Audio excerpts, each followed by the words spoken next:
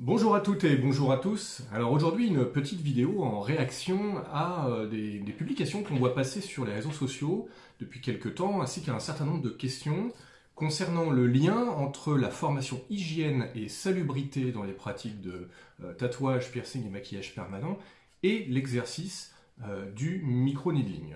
On voit passer quelques publications d'organismes de formation ou de groupements de professionnels qui affirment que passer cette formation hygiène et salubrité est obligatoire pour l'exercice du micro-needling.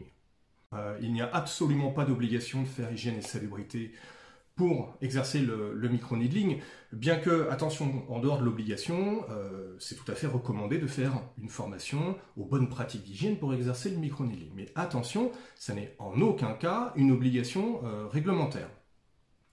Pourquoi est-ce qu'on se retrouve avec des affirmations pareilles? Je pense sincèrement que c'est pas volontaire de donner des informations comme ça, c'est probablement involontaire et je pense que c'est le résultat d'un manque d'informations au départ. Les personnes qui affirment cela n'ont pas toutes les pièces entre les mains au niveau du statut actuel du micro-needling. Malheureusement, ça représente deux problèmes de donner cette affirmation-là. Premièrement, ça pousserait les praticiennes en micro-needling à faire une formation qui n'est donc pas obligatoire. Et puis surtout, secondairement, ça sous-entend qu'en faisant cette formation, ça met les praticiennes en micro-needling de plein droit dans l'exercice de cette technique-là, ce qui est complètement faux. Suivre hygiène et salubrité ne vous donne en aucun cas le droit de pratiquer le micro-needling. Alors, où est-ce qu'on en est avec ce statut du micro-needling? Vous savez, c'est un sujet qui est un peu en ébullition en ce moment.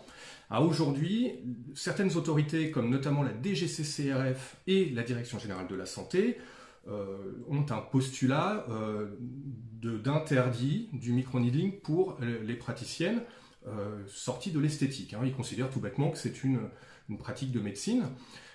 Il faut savoir qu'un groupe de travail est en train d'être constitué entre des représentantes des praticiennes en micro-needling et les autorités sanitaires pour, on va dire enfin, donner un droit reconnu aux esthéticiennes de le pratiquer. Il faut savoir que, donc, jusqu'à nouvel ordre, vous n'avez pas officiellement de droit à pratiquer le micro-needling, je dis bien jusqu'à nouvel ordre, tant que les affaires sanitaires n'ont pas définitivement statué là-dessus. Donc, le sujet est encore un petit peu, un petit peu houleux en ce moment. Il faudrait faire très très attention avec ce qui se dit sur les réseaux sociaux. Voilà pour l'essentiel aujourd'hui. Si vous avez des questions, évidemment, vous n'hésitez pas à me contacter en messagerie directement et je tâcherai de vous répondre dans les plus brefs délais. Suivez tout de même les actualités sur les réseaux afin de suivre un petit peu l'évolution de la technique du micro-needling. Merci à tous et toutes et à très bientôt. Au revoir.